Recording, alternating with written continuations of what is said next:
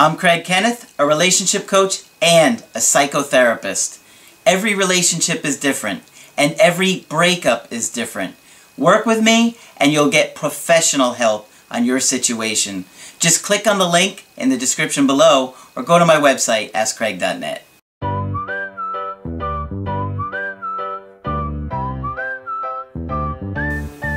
Hi there, I'm Coach Craig Kenneth. I'm Coach Margaret. And today we're going to be talking about understanding depression.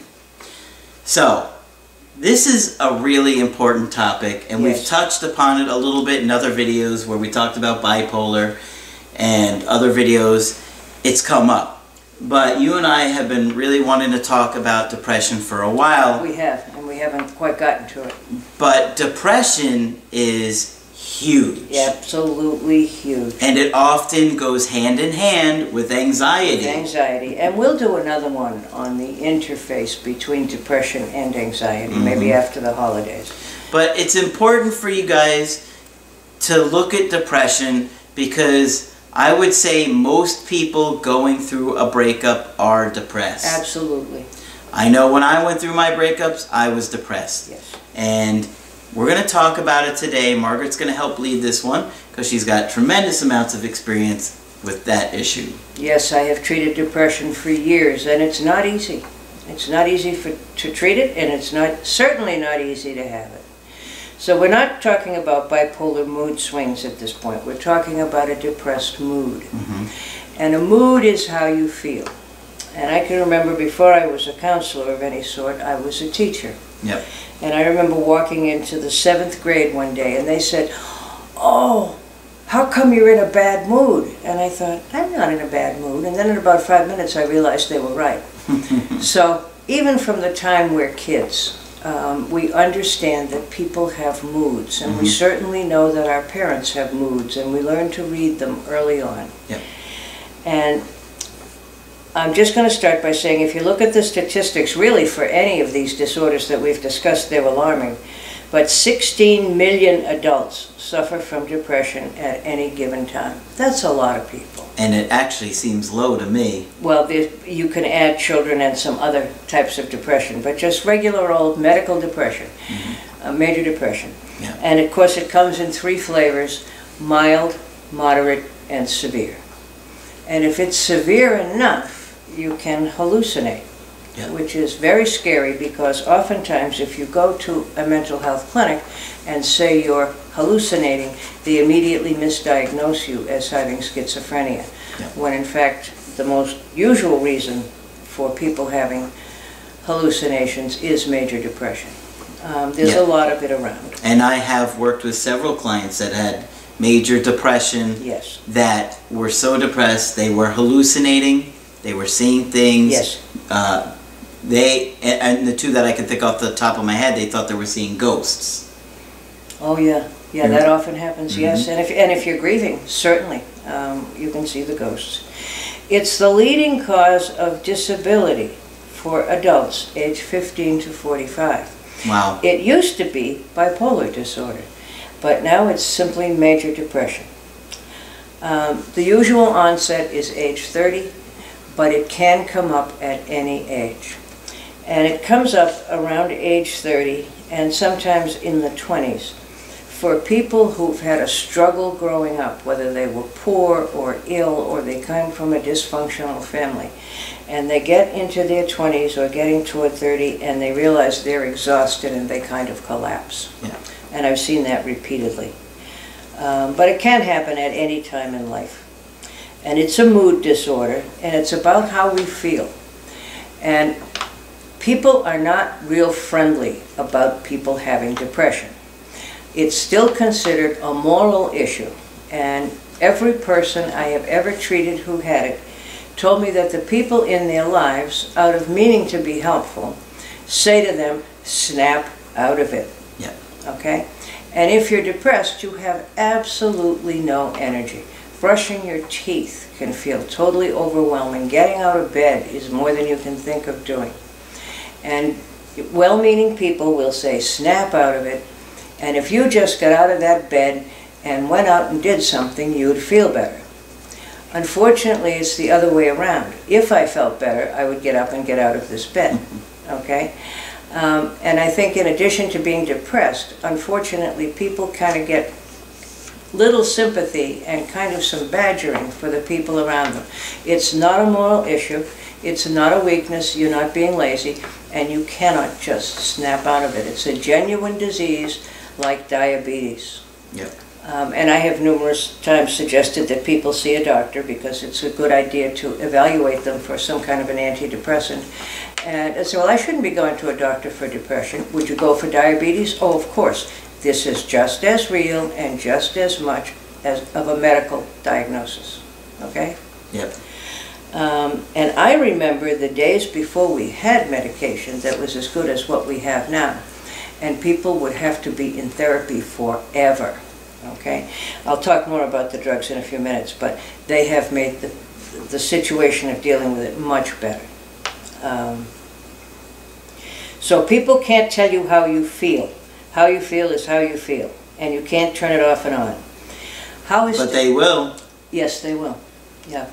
They'll get into your business. No, stop. You're not depressed. You're not depressed, no. You have no reason to be depressed. That's my favorite, I think. And, you know, you list the tragedies in the person's life. They should have been depressed before they thought of it. Yeah.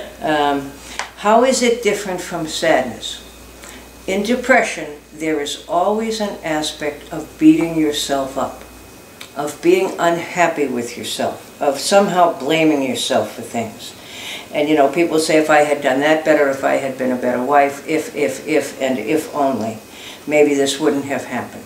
And, of course, people going through a breakup, oh, Lord, they're all beating themselves up. Yeah. People, unbelievably enough, people are more willing to take blame than you'd believe. When, you know, certainly as grown-ups, we have to take the blame we own, but we really don't need any that isn't ours, you know? Blame needs to go where it belongs. All right. And both people created your relationship. That's right.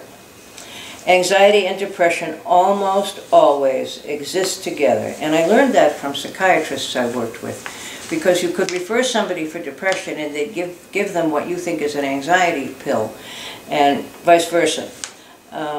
But they did know what they were doing, and you really can't have one very often without the other, okay? So you're depressed about what's happening in the past and present, and you're anxious about what's going to happen in the future, and it does not mean that you're having a good time at all. Mm-hmm. No.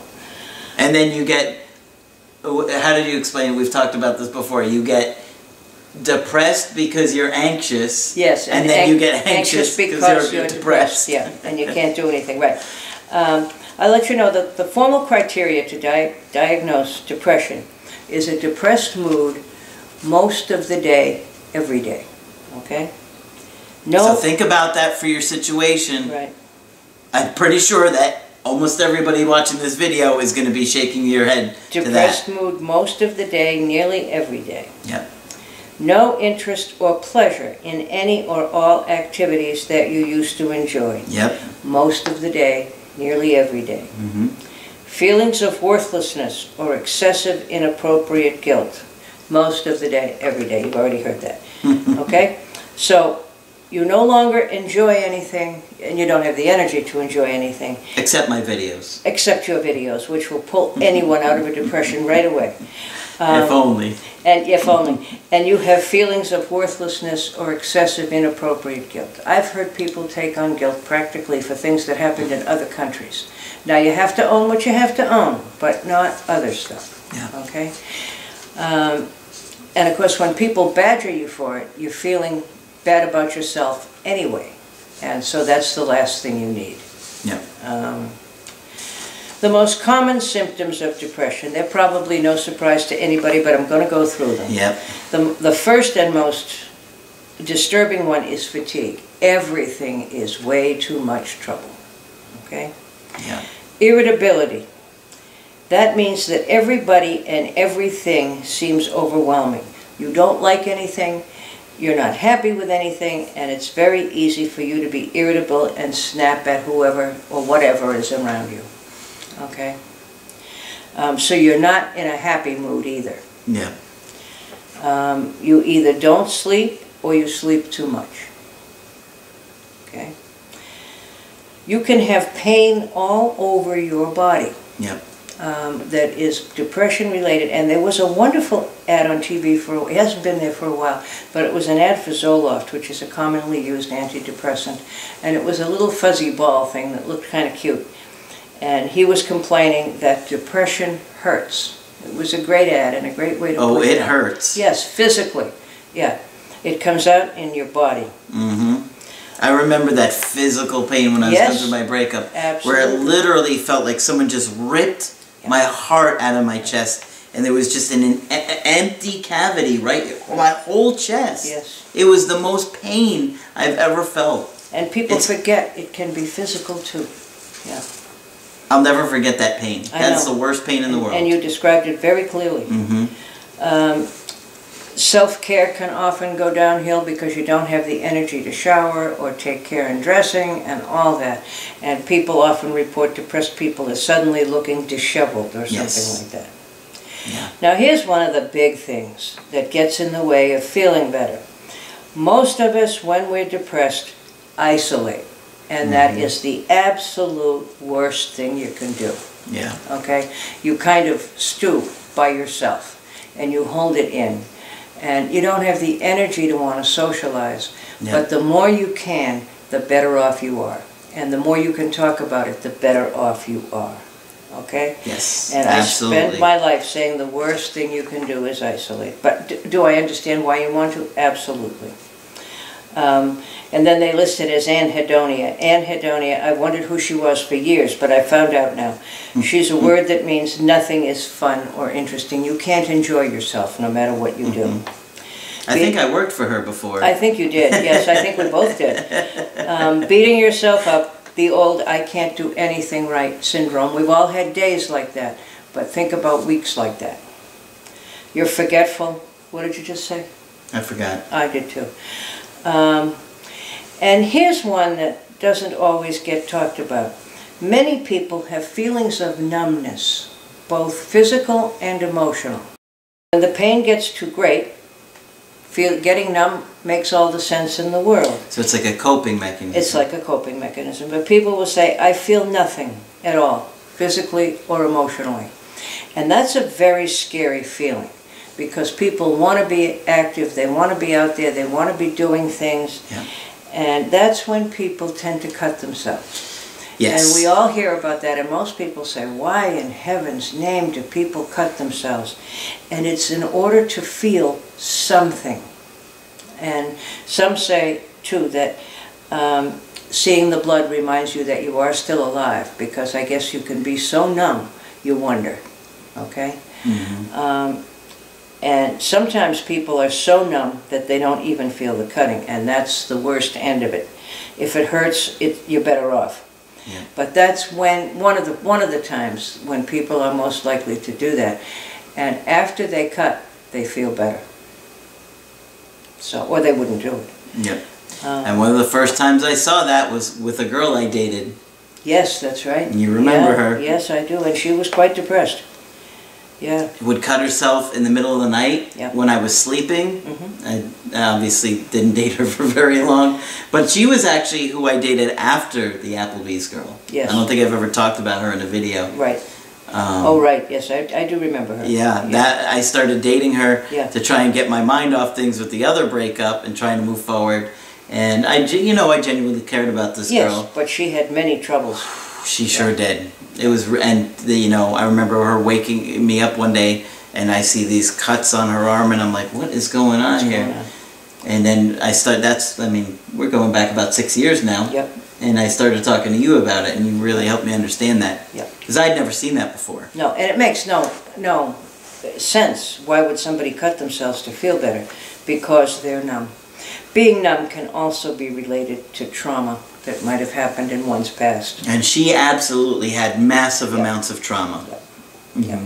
And when the thoughts and the memories start to come up again, sometimes people will cut, and it'll stop that for 2 or 3 days. Yeah. So there are reasons people do it. It's not a healthy way to do it. My feeling about cutting is you need to get it out in words, not by acting out destructively against yourself. Because no matter how you, and people will say, well, it's my arm and it's my business, why can't I do that? Because you don't need to get hurt again. You have words. You can talk about things instead. But it's hard for some people to give it up. There are usually recurrent thoughts of death if people are depressed long enough. And at that point, of course, you ask people if they have any kind of suicidal or homicidal ideation. And there's two kinds of those thoughts. There's the passive thoughts.